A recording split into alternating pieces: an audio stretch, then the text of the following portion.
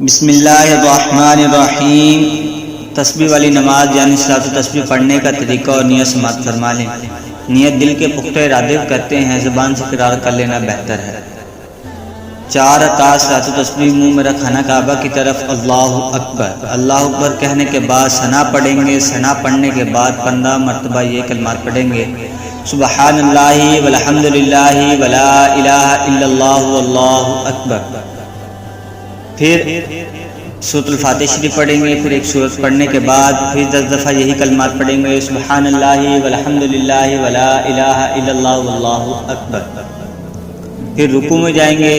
رکوع کی تسبیح پڑھنے کے بعد 10 دفعہ یہی کلمات پڑھیں گے: سبحان اللہ والحمد للہ ولا الہ الا اللہ واللہ اکبر۔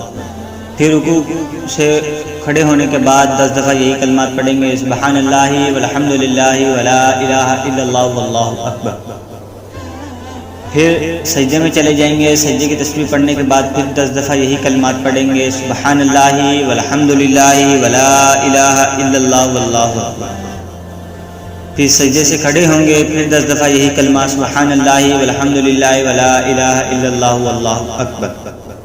پھر دوسرے سجدے میں یہی 10 دفعہ: سبحان اللہ والحمد للہ ولا الہ الا اللہ واللہ اکبر۔